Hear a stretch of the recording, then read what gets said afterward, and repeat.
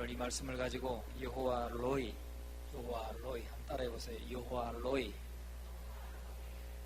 로이 지켜주시는 하나님이란 뜻입니다. 지켜주시는 하나님. 뉴스를 보니까 8월 24일 날 일어났던 사고더라고요. 금년 8월 24일 지난주 토요일 날 미국에서 텍사스주에서 일어난 사고인데, 텍사스주 오렌지 카운티에서 일어났는데 할리 모건 군과 리아는 모건이라고 하는 19살, 20살 젊은 청년이 결혼을 했어요. 결혼식을 하고 그 법원에서 판사 앞에서 결혼식을 하고 선포를 받고 온 가족이 기쁘게 이제 첫 출발을 하는 거예요. 이 두 사람이 그 신혼차에 타고 운전을 하고 신부를 옆에 태우고 자기들이 운전을 하는 거죠. 그리고 온 가족들이 뒤에서 이제 따라 나오면서 자기 차들을 끌고 따라 나오면서 고속도로로 진입하다가 트레일러 차에 받쳐서 신랑 신부가 동시에 죽었어요. 많이 다쳐가지고 그냥 병원으로 옮기는 중에 두 사람이 다 다쳤다 하는 사고 소식을 보았습니다. 여러분, 온 가족이 지켜보는 가운데서 저 고속도로로 막 진입하고 자기들이 지금 따라가고 있는데 그 큰 사고가 일어나면서 신랑 신부가 그냥 그 자리에서 크게 다치고 옮기는 중에 죽었으니 얼마나 큰 비극입니까? 이것처럼 비극가 어디 있고 얼마나 비참합니까? 그런데 우리 인간은 이렇게 5분 후의 일을 알 수 없는 게 우리 인간이라는 거예요. 5분 후에 알 수 없고 1분 후에도 사실은 모르는 거죠. 하나님 은혜로 지금 우리가 살고 있지만 단 5분 후에도 일어나는 일을 우리는 보장할 수도 없고 누가 보장해 줄 수 있는 것도 아닌 것입니다. 여러분, 우리는 항상 지키시는 하나님, 우리를 보호하시고 지키시는 하나님의 그 은혜로 사는 삶인 줄로 믿습니다. 우리가 그냥 운전해 다니지만, 늘 안전하게 다니지만 이것이 하나님의 지키심과 보호하심의 매일매일의 역사라는 사실을 잊지 마시기를 주의 이름으로 축원합니다. 사고를 딱 당했는데 아우 나 얼마 다치지 않았어. 차는 폐차됐는데 나는 하나도 다치지 않았어. 그것도 하나님의 역사지만 아예 그 사고를 당하지도 않고 그런 사고의 상황에 놓여지지 않은 것이 더 큰 하나님의 은혜인 것을 여러분 믿으시기를 주님의 이름으로 축원합니다. 여러분은 하나님을 좋아하십니까? 좋아하시죠. 또 하나님의 역사도 좋아하십니까? 좋아하십니다. 우리는 하나님도 좋아해야 되고 하나님의 역사, 하나님의 일하시는 것도 좋아해야 돼요. 그런데 더 좋아해야 될 것이 뭐냐? 하나님 자신, 하나님 그분을 더 좋아해야 된다는 사실이죠. 우리가 하나님의 역사하신 것, 하나님이 내 삶에 응답하시고 도우신 것, 이런 것만 좋아하면, 하나님보다도 그것을 더 좋아하다 보면 그것을 주시지 않을 때는 하나님을 우리가 사랑하지 않을 수도 있고 하나님을 향한 사랑이 식어질 수도 있고 그렇습니다. 그러나 하나님이 역사하신 것보다도 하나님 그분을 자체를 우리가 사랑하고 또 기뻐하고 하나님을 좋아하면 상황이 어떻든지 간에 하나님이 어떤 역사를 이루셨든지 간에 우리가 다 받아들일 수 있고 기뻐할 수 있고 찬양할 수 있다는 사실이에요. 오늘 저와 여러분은 그런 저와 여러분이 될 수 있기를 주의 이름으로 축원합니다. 시편 23편을 묵상하면 이 시에 나타난 주제가 무엇입니까? 이 시는 참 우리에게 무엇보다도 하나님은 목자가 되신다 하는 말씀을 하고 계시는 겁니다. 하나님이 나의 목자가 되신다. 여호와는 나의 목자시니 내게 부족함이 없사이로다. 여러분, 우리의 고백이 날마다 그렇게 고백될 수 있기를 주의 이름으로 축원합니다. 우리가 다윗이 고백하고 있는 여호와는 나의 목자시다 하는 이 고백과 정말 여호와가 나의 목자이시다 하고 내가 진실로 고백하는 것은 다른 것이죠. 우리도 날마다 여호와가 나의 목자이신 것을 고백하고 목자이신 하나님을 날마다 사모하고 목자이신 하나님을 날마다 만나는 저와 여러분이 될 수 있기를 주의 이름으로 축원합니다. 특별히 오늘 이 밤에 목자이신 나의 목자이신 하나님을 만나는 시간이 될 수 있기를 주님의 이름으로 축원합니다. 그러면 목자로 인해서 양은 사실은 삶이 바뀌는 거죠. 주인이 누구였느냐에 따라서 목자가 누구냐에 따라서 양은 삶 자체가 달라지는 겁니다. 저희 가정에 작년 말부터 강아지가 한 마리 생겼어요. 우리 처제 가정에 키우던 게.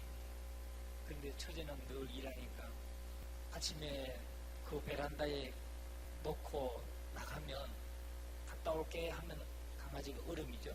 그리고 저녁에 이제 돌아오는 거죠. 아이들은 학교 가고 대학생이고 하니까 낮에는 개 2마리가 그냥 복닥복닥. 그런데 개 2마리 중에 한 마리는 방 안에서 키웠고 우리 집에 데리고 온 개는 베란다에 두고 키웠대. 왜 베란다에 두고 키웠냐? 둘이 하도 싸워가지고 으르렁대고 싸우고 짖고 막 그러니까 우리 집에 갖다 놓은 개를 베란다에 놓고 6년을 키웠대요. 그러다가 이제 여기 이제 우리가 사택에 와서 살다 보니까 외지잖아요. 주변에 집들도 없고 때로는 딸들이 혼자 있을 때도 있고 그러니까 아무래도 좀 외부에서 모르는 사람들이 오면 인기척도 하고 개가 좀 짖기도 하고 그러면 도움이 되겠다 해서 우리 집에 갖다 준 거예요. 갖다 줬는데 이 개가 와가지고 표정이 달라졌어요. 표정이 달라졌어요. 야, 여기가 천국이구나. 뭐 그렇다고 자기가 마음대로 뭐 집안에다가 뭐 변을 보는 거 아니에요. 절대 집안에 변을 보지 않아요. 얘는 꼭 바깥에 데리고 나가야 변을 봅니다. 하루를 참더라고. 그런데 표정이 달라졌어요. 저희들이 와가지고 늘 바깥에 키웠잖아요. 강아지를 저희들은 늘 주관이 얘는 바깥에서 키우는구나. 그래서 바깥에 지난 겨울을 그 추운 겨울에 털을 바짝 깎아놓은 개를 갖다가 바깥에 키웠어요. 뭐 그렇게 발발발발 뜨는데 그냥 잠바라든지 이런 거 덮어주면 되겠다 해서 그렇게 했는데 이제 주인이 한번 보러 왔단 말이죠. 주인이 보러 오는데 너무 강아지가 바깥에서 한 3, 4개월 지나니까 새까매졌어요. 그래서 목욕을 시키게 됐어요. 주인이 온다는데 목욕을 시켜줘야 되잖아요.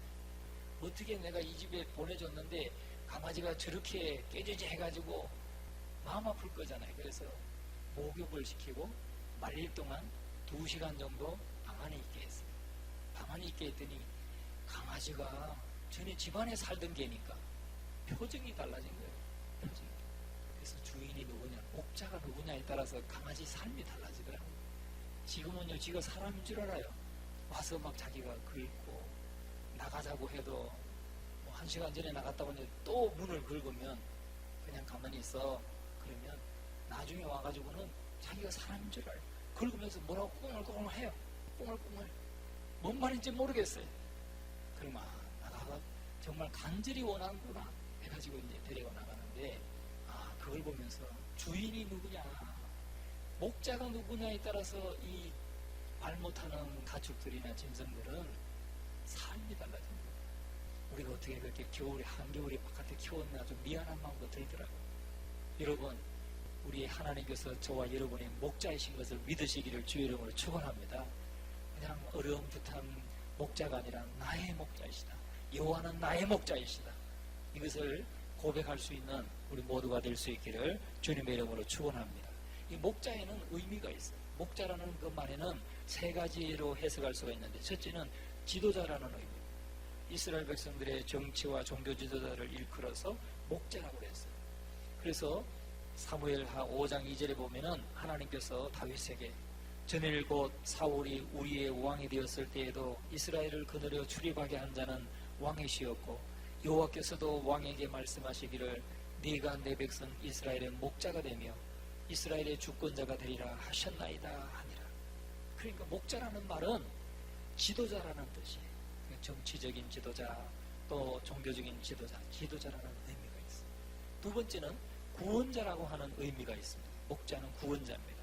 그래서 목자들이 양을 모든 그 일이라든지 늑대라든지 양을 공격하는 모든 다른 짐승들로부터 보호하는 구원자인 거죠.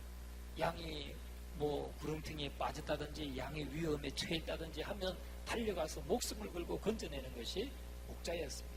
그 목자라는 이 말, 여호와는 나의 목자시니 할 때 이 목자라는 말에는 나의 구원자이시다, 이 고백이 담겨져 있는 것입니다.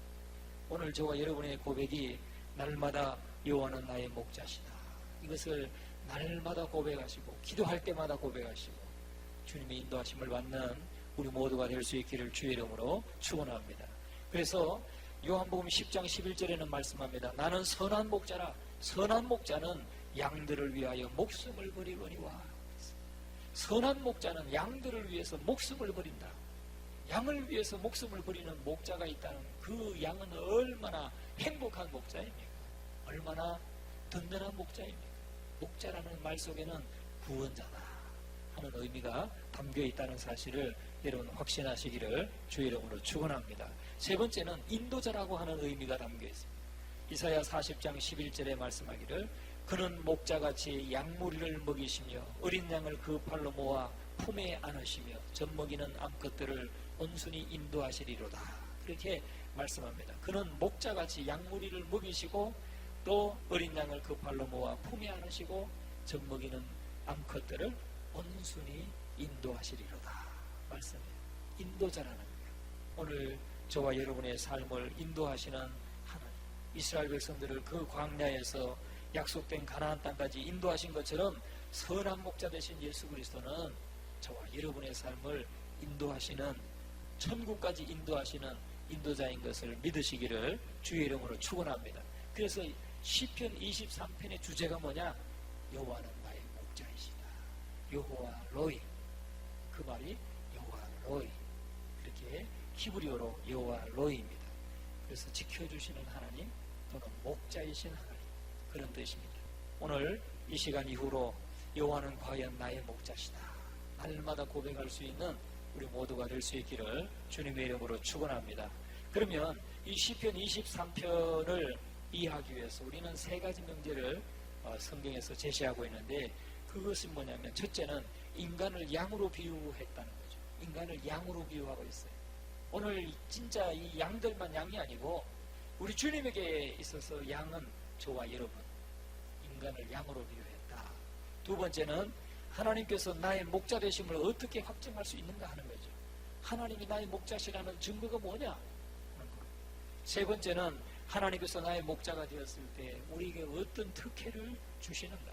오늘 이 세 가지를 우리가 함께 상고하면서 은혜를 나누고자 합니다. 첫째는 인간을 양으로 비유한 영적인 의미를 우리가 한번 살펴보겠습니다. 인간을 양으로 비유했습니다. 성경은 인간을 양으로 비유한 것에는 아주 깊은 영적인 의미가 담겨 있습니다. 그 하나는 양은 오른쪽으로 잘 못 간다는 거예요. 양은 오른쪽으로 잘 못 가고 왼쪽으로 잘 간다는 거죠. 뭔 말입니까? 이사야서 41장 10절의 말씀에 보면 두려워 말라, 내가 너와 함께함이니라. 놀라지 말라, 나는 바로 너희 하나님이 됨이니라. 내가 너를 굳세게 하리라. 내가 너를 참으로 도와주리라. 참으로 나의 의로운 오른손으로 너를 붙들리라. 하나님을 의로운 오른손이라고 그랬어요. 오른손. 이 오른손 하면은 오른쪽은 바르다, 바르는 정의, 공의 이런 의미를 가지고 있죠. 강하다 이런 의미도 가지고 있고, 그래서 하나님의 백성들은 항상 그 하나님의 권능의 팔로 하나님의 백성들을 인도하실 때 우리 하나님의 백성들이 바로 나아갈 수 있다는 사실이죠. 오늘 우리는 날마다 하나님의 인도하심을 받을 때에 우리는 바른 길로 갈 수 있고 선한 길로 갈 수 있고 또 오른쪽으로 하나님의 말씀을 순종하는 길로 갈 수 있다는 거예요. 근데 양은 바른 길로 오른쪽으로 잘 못 간다는 거예요. 다시 말하면 양과 같은 우리 인간은 하나님의 말씀을 따라서 정의로운 길로, 하나님이 기뻐하시는 길로 우리 스스로는 잘 찾아가지 못하는 사람이라는 거예요. 본성상 자꾸 하나님을 등지고 죄된 길로, 죄를 쫓아가는 길로 가는 것이 우리의 본성이라는 거죠. 참 놀랍지 않습니까? 양은 오른쪽으로 잘 못 간대. 왼쪽으로 가기를 좋아하지. 다시 말하면 우리 인간도 그렇다. 우리 인간이 막 기쁨으로 하나님을 정말 사랑하면서 열정적으로 주님을 섬기면서 말씀에 언제나 순종하면서 나가는 삶이 어렵다는 것, 본성상. 우리는 자꾸 내가 원하는 것, 내 정욕이 원하는 것, 내 마음이 원하는 것, 이런 것을 쫓아가기가 쉽다는 거죠. 그래서 우리는 더욱더 주님을 더 사모하고, 우리가 그렇게 참 주님을 따라가기가 쉽지 않은 사람이구나, 이 본성을 가졌구나, 이것을 아시고 더 말씀 가운데 성령의 도우심을 구하고 은혜를 구하는 저와 여러분 되시기를 간절히 축원합니다. 두 번째는 양은 1m 이상의 거리를 못 보는 근시안을 가졌다는 거예요. 1m 이상을 못 본다는 거예요. 실제로 이렇게 성지순례에 갔을 때 보면 양들은 막 타닥타닥 붙어서 그냥 앞에 양 그냥 엉덩이 막 치받아주면서 가는 거예요. 꼭 벌떼처럼 막 이렇게 모여가지고 다다다다 따라가고. 왜 그런가? 1m 이상을 잘 못 보는 근시안을 가졌다. 여러분, 우리 인간이 어떻습니까? 우리 인간이 정말 한 치 앞을 내다볼 수 없는, 내다보지 못하는 그런 연약한 우리들 아닙니까? 보이지 않는 것에 대해서, 미래에 대해서 전혀 안목이 없고 양과 같이 눈앞의 것에만 그저 집착해서 살아가는 그런 연약함이 우리에게 있지 않습니까? 바로 그런 우리들에게 주님이 목자 되어 주신다. 주님이 목자 되셔서 우리를 인도하신다는 사실을 여러분 확신하시기를 주의 이름으로 축원합니다. 또한 양은 방향 감각이 둔하다고, 방향 감각이 둔해서 한번 길을 잃으면 스스로 원점으로 돌아오지 못한다는 거예요. 염소는 우리 어릴 때 보면 조금 이렇게 논 지나가지고 저 산에 하루 종일 끈을 길게 해가지고 땅에 새말뚝으로 박아놓거든요. 그러면 하루 종일 그 풀 뜯어먹고 있다가 저녁에 좀 끔끔할 때 이제 가면 깜깜한 산에 혼자 있다가 얼마나 두렵겠어요. 그래서 말뚝만 딱 뽑아놓으면 언제같이 쏜살같이 달려와가지고 집에 벌써 와 있어요. 염소는 돌아오는데 양은 못 돌아온다. 방향 감각이 둔하다 하는 것입니다. 그래서 성경에도 보면 항상 양이 제 길로 찾아왔다는 말씀은 전혀 없습니다. 나오지 않습니다. 항상 목자가 가서 찾아왔다는 말은 있어도 양이 스스로 집에 찾아왔다. 그런 말씀은 우리가 볼 수 없는 것을 봅니다. 여러분, 인간도 마찬가지입니다. 인생의 방향 감각이 분명하지 못합니다. 목적이나 목표의식이 분명하지 못합니다. 그래서 늘 부평초처럼 물이 흐르는 대로 바람 부는 대로 떠다니고 주관도 없고 소신도 없고 그저 집념도 없고 철학도 없고 믿음도 없이 살아갈 때가 얼마나 많습니다. 우리는 그냥 그렇게 부평초처럼 이렇게 떠다니는 우리가 아니라 하나님의 말씀을 붙들고 목표를 향해서 목적의식을 가지고 나갈 수 있기를 주님의 이름으로 축원합니다. 양은 온순합니다. 그런데 온순한 건 있는데 온순한데 어리석다는 거죠. 어리석어요. 그러니까 고집이 있습니다. 아집이 있습니다. 그는 더 나아가면 교만이라는 거죠. 하나님 앞에 교만함이 있습니다. 옳은 줄 알면서도 행하지 않는 것이 있고 잘못된 줄 알면서도 기어코 돌이킬 생각을 하지 않고 그냥 자기 온순하다는 거 그거 하나 믿고 그냥 끝까지 그냥 우직하게 가는 건 좋지만 그냥 어리석게도 돌이킬 줄 모르고 잘못된 것을 끝까지 어리석게도 고집하면서 나가는 것은 하나님 앞에 교만이 된다는 거죠. 여러분, 이렇게 양은 온순하지만 어리석은 면이 있습니다. 우리가 하나님 앞에 혹시 그렇게 살아가고 있지 않습니까?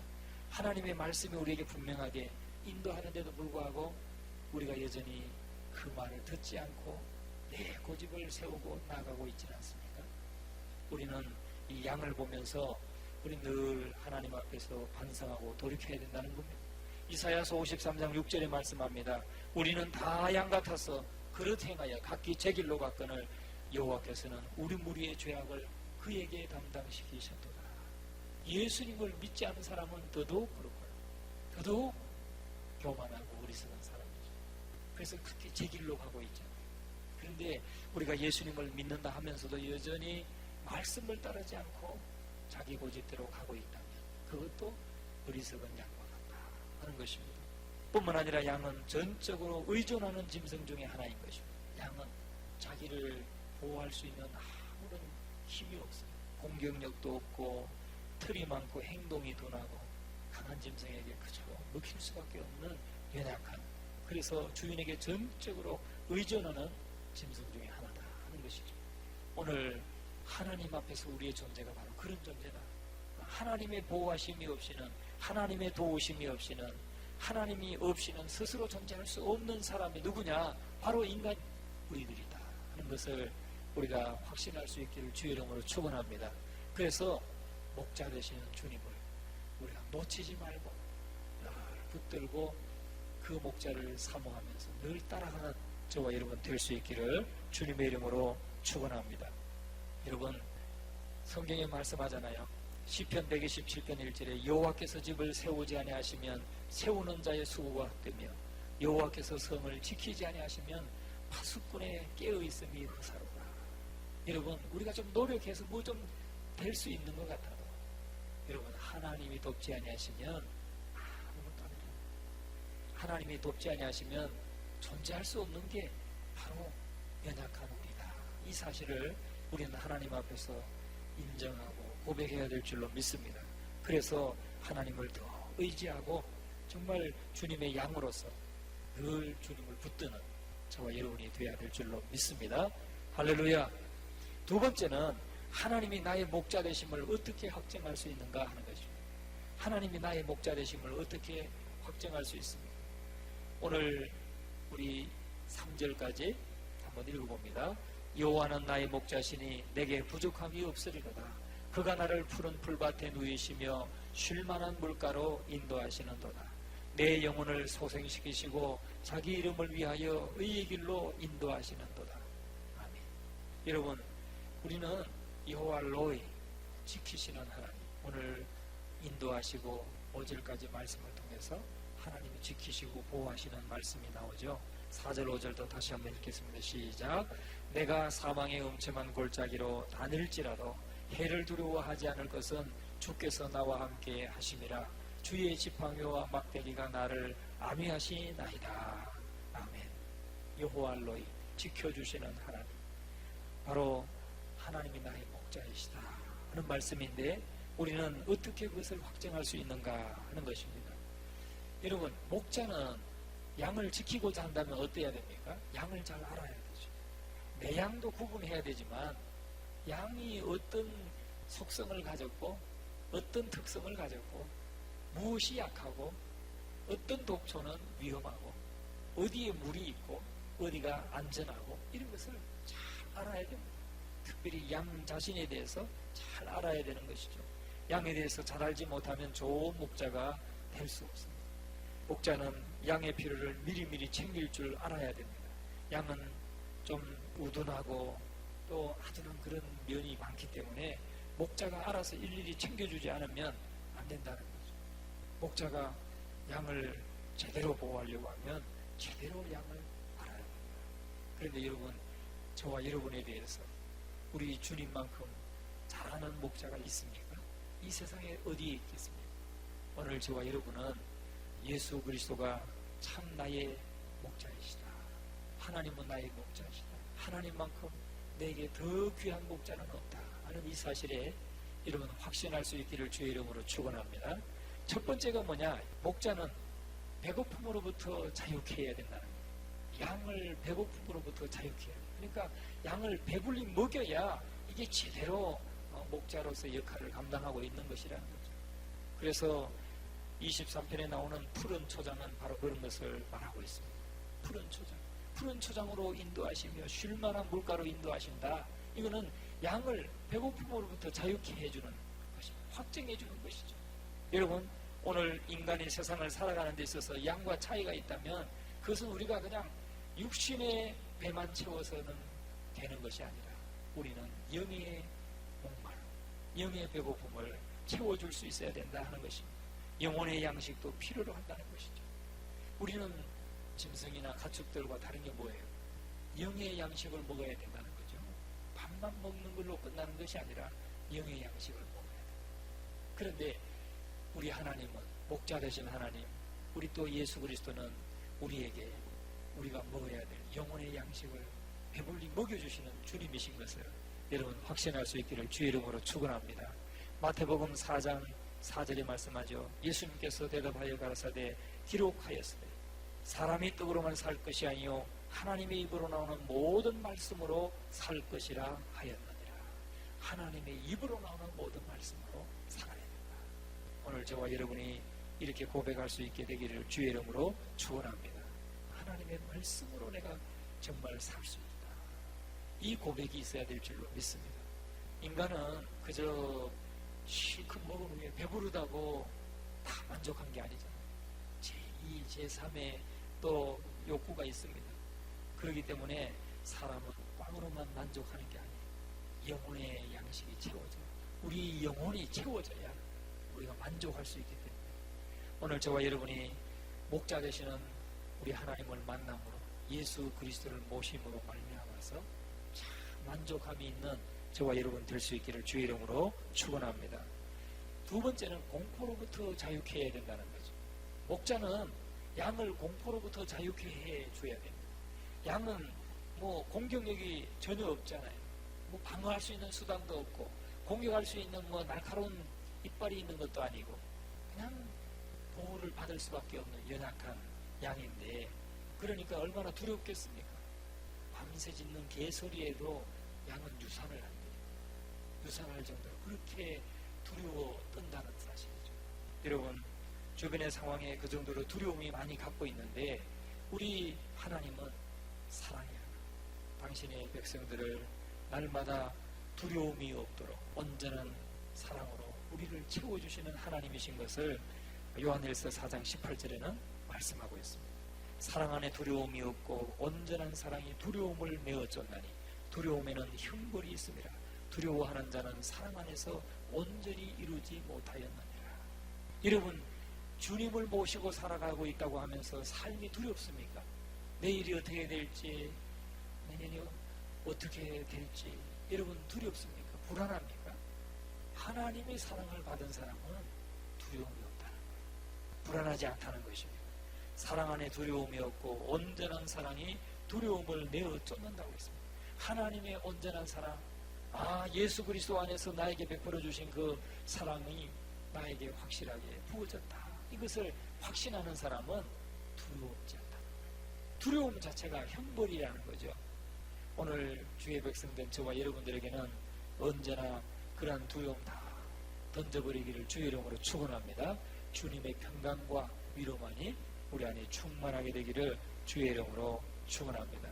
우리 4절을 다시 한번 읽어봅니다. 시작.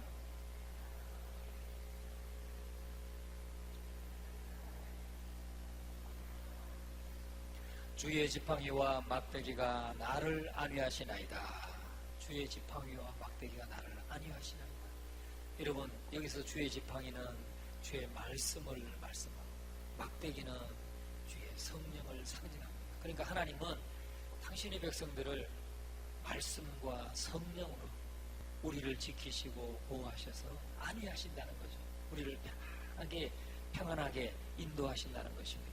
그래서 우리는 날마다 지팡이와 막대기로 우리를 안위하시는 목자 되신 주님을 의지함으로 날마다 주의 평강이 넘쳐나기를 주의 이름으로 축원합니다. 세 번째는 마찰로부터의 자유. 마찰로부터의 자유. 아까 양들은 막 서로 다닥다닥 붙어 있다고 그랬잖아요. 다닥다닥 붙어 있는데 집단 생활 하다 보니까 서로 싸우기도 하고 부딪히기도 하고 갈등이 생기기도 합니다. 그러나 목자로 인하여서 그들은 화해하게 되고 안정하게 되고 평화롭게 되고 그래서 정말 평안한 삶을 살게 된다는 사실이죠. 오늘 우리 교회도 마찬가지입니다. 교회도 성도들이 모여있다 보면 때때로 갈등이 생길 수 있고 마찰이 생길 수 있지만 조금 떨어져 교제하는 것도 중요합니다. 가까이 있다 보면 서로 시험 들기도 하고 그렇죠. 항상 성도 간에 사랑으로 서로 섬길 때 또 상대방을 좀 존중하고 배려하면서 이렇게 거리감이 좀 있는 것도 중요하다. 너무 가까이 있다가 맨날 복닥복닥 하잖아요. 양들을 통해서 교훈을 얻게 되기를 간절히 바랍니다. 네 번째는 피부병이 아니라 감기라고 합니다. 감기. 양에게 있어서 무엇보다도 큰 그 위험이 뭐냐? 감기. 감기가 걸리면 이제 콧물이 나잖아요. 콧물이 나면은 파리가 와서 알을 까고 진드기가 와서 알을 까고 그러면 그 알이 이제 알에서 부화된 그 애벌레가 뇌로 들어간다는 거예요. 코를 통해서 이게 뇌로 들어가서 거기서 부화가 되거나 하면은 아주 이 양을 괴롭힌다는 거예요. 그래서 양이 막 이 발작을 일으키기도 하고 막 그냥 그 벽에 가서 부딪히기도 하고 싸우기도 하고 그러게 된다는 거죠. 그런데 우리 성경에 보면 오늘 5절의 말씀 같이 한번 읽어봅니다. 시작. 주께서 내 원수의 목전에서 내게 상을 차려주시고 기름을 내 머리에 부으셨으니 내 잔이 넘치나이다. 기름으로 내 머리에 바르셨으니 내 잔이 넘치나이다. 여러분, 여기에서 기름을 바르신다 하는 의미는 나를 치료하신다 하는 말씀입니다. 치료하신다. 우리의 연약함을 치료하신다. 우리를 보호하시고 치유하시기 위해서 하나님께서는 기름을 준비해 놓으셨다는 사실. 여러분, 오늘 우리가 연약할 때에 낙심하지 마시고 우리를 치료하시고 또 치료하시기 위해서 기름을 예배해 놓으시고 기름을 내 머리에 부으시는 목자이신 주님을 의지하시기를 주의 이름으로 축원합니다. 그래서 내 잔이 넘치나이다. 내 잔이 넘치나이다. 우리가 밤새 이렇게 고통받다가 아침에 되어서 그 모든 고통이 싹 사라졌을 때 얼마나 그 평화롭고 기쁘고 감사함이 넘칩니까? 바로 이렇게 하나님께서 우리를 치료하시기 위해서 기름을 내 머리에 부으셔서 치료가 되고 깨끗함을 입었을 때 내 잔이 넘치는 감사가 넘치게 된다는 사실이죠.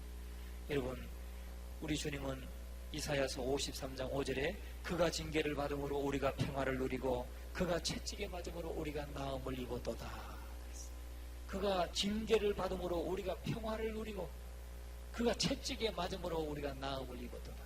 우리 주님께서 예수님께서 십자가상에서 우리의 모든 질병을 질고를 다 담당하시고 십자가를 지셨다는 사실을 확신하시기를 주의 이름으로 축원합니다. 이것을 간절히 사모하고 은혜를 사모하는 자에게 하나님은 기름을 부으시고 치료하시는 역사를 나타내시는 줄로 믿습니다. 우리가 늘 그 주님을 의지하고 나아가시는 우리 모두가 될 수 있기를 주의 이름으로 축원합니다. 그러면 마지막으로 하나님이 나의 목자가 되셨을 때 우리가 누리는 특혜가 무엇인가 하는 것이죠. 그것은 첫째로 1절에 보니까 여호와는 나의 목자시다. 그리고 나를 인도하신다. 푸른 풀밭으로 쉴만한 물가로 인도하신다.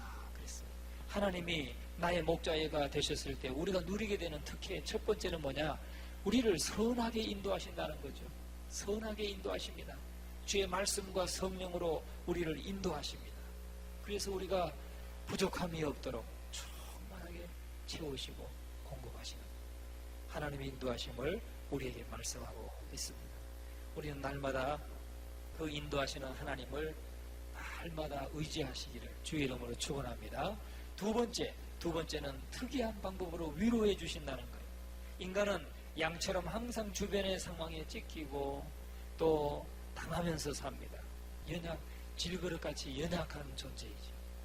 그러나 하나님은 우리가 살아가는 동안에 푸른 초장으로 옮겨서 사망의 엄침한 골짜기로 우리가 부득불 가야 할 때도 있지만 또 우리가 형통과 권고를 우리에게 병행하게 하셔서 때로는 권고함을 당하게 하시고 때로는 고통을 받게 하시지만 그러나 하나님은 위로하신다 하는 사실을 확신하시기를 주의 이름으로 축원합니다. 하나님이 함께 하심으로 위로하신다. 이 위로를 날마다 경험하는 저와 여러분 될 수 있기를 주의 이름으로 축원합니다. 항상 좋은 것만 있다고 위로가 되지 않습니다. 그죠? 밤새 고통하면서 주님을 간절하게 의지했을 때 그 평안함을 얻게 될 때 그때가 얼마나 더 위로가 됩니까? 하나님이 나의 위로가 되셨다. 곤고함 속에서 정말 하나님께 부르짖는데 고통 속에서 정말 하나님께 부르짖는데 하나님이 응답해 주셨다. 그때 우리가 얼마나 큰 위로를 받습니다. 그래서 저와 여러분은 어떤 삶 속에서도 늘 하나님께서 특별한 방법으로 이렇게 위로하신다는 사실을 확신하시기를 주의 이름으로 축원합니다. 세 번째는 넉넉한 승리를 약속하고 있다는 것입니다. 넉넉한 승리를 허락하십니다. 오늘도 우리가 6절 말씀 같이 한번 읽어봅니다. 시작. 내 평생의 선하심과 인자하심이 반드시 나를 따르리니 내가 여호와의 집에 영원히 살리로다. 세상은 얼마나 약육강식의 원리가 적용되는 세상입니다. 적자생존입니다. 또 경쟁과 싸움을 피할 수가 없습니다. 그런 가운데서도 양과 같이 연약한 우리들이 늘 승리할 수 있는 이유는 바로 하나님께서 우리의 목자가 되어주셔서 이끌어주시고 그 인도하심을 우리가 따라갈 때 넉넉하게 승리할 수 있도록 붙들어주시는 은혜가 있기 때문인 줄로 믿습니다. 여러분, 마틴 루터가 성경을 읽다가 이 사실을 깨닫고 이 시편 23편을 읽다가 마틴 루터가 참 위로를 많이 받았다는 거예요. 1517년에 종교개혁을 할 때 그가 파문을 당하고 친구의 성에 숨어서 성경을 번역하고 정말 외롭고 힘든 그런 순간을 그가 보냈습니다. 여러분, 종교개혁 당시에 수많은 회유를 당하고 협박을 당하고 파면을 당해서 완전히 이제 생명의 보장도 보장받을 수 없는 그런 가운데서 제후인 친구의 그 성에서 친구의 보호를 받으면서 성경을 번역했어요. 헬라어 성경을 독일어 성경을 번역을 하고 얼마나 외로웠겠어요. 야, 네가 포기해라. 이 개혁을 포기해라. 그러면 살려주겠다 하는 회유도 받았고 너 죽여버리겠다 하는 협박도 받았고 그런 가운데서 오직 말씀을 붙들고 나가는데 그에게 이 시편 23편이 너무너무 큰 위로가 되었다. 여호와가 나의 목자시니 내게 부족함이 없으리로다 하는 이 말씀이 그에게 힘이 되었다는 것이죠. 오늘 저와 여러분에게도 주님이 목자 되시는 이것, 지켜주시는 하나님이시라는 이 사실이 날마다 우리에게 힘이 되고 넘치는 은혜가 되기를 주의 이름으로 축원합니다. 그러면 결론적으로 누구를 목자로 삼겠는가 하는 것이죠. 사람들은 술을 목자로 산 사람도 있어요. 세상의 권력을 목자로 산 사람이 있어요. 세상의 물질을 목자로 사는 사람이 있어요. 그런데 닥터 브루스 캠 니크라고 하는 사람이 우스운 사람의 시 한 편을 소개하고 있어요. 광야에서라고 하는 시인데 이 시는 뉴욕의 할렘가에 마주친 한 마약 중독자가 독백을 하는 것을 이렇게 풍자해서 그 마약 중독자가 독백하는 것으로 풍자해서 쓴 이 시편 23편입니다. 인용한 것입니다. 이렇게 고백하고 있어요. 마약은 나의 목자시니 내게 부족함이 없으리로다. 그는 나를 빈민굴에 눕게 하시며 조용히 미친 곳으로 인도하시는도다. 내 영혼을 멸망시키시며 자기 이름을 위하여 지옥의 길로 인도하시는도다. 내가 사망의 음침한 골짜기로 다닐지라도 죽음을 두려워하지 아니함은 마약이 나와 함께 함이니라. 내 주사기와 그 바늘이 나를 안위하시나이다. 그가 원수의 목전에서 수치를 당케 하시며 내가 미치도록 기름을 바르셨으니 슬픔으로 내 잔이 넘치나이다. 나의 평생의 미움과 악이 정녕 나를 따르리니 내가 망신거리와 비참한 집에 영원히 거하리로다. 여러분, 마약 중독자가 할 수 있는 시편 23편이라고 하는 마약이 목자가 되면 이런 삶을 살 수밖에 없는 것이죠. 그러면 저와 여러분은 참 이 웃어 넘길 수 없는 이 비참한 시의 주인공, 그가 없는 마약이 주인이 되었을 때의 비참한 삶, 우리는 그런 마약이나 세상의 즐거움이 아니라 오직 살아계신 하나님, 저와 여러분을 가장 잘 아시는 우리 주님께서 저와 여러분의 목자가 되어주신다는 이 사실을 여러분 확신하시고 예수 그리스도가 나의 목자이시기에 내가 부족함이 없으리로다. 날마다 감사함이 넘치는 우리 모두의 삶이 될 수 있기를 주의 이름으로 축원합니다.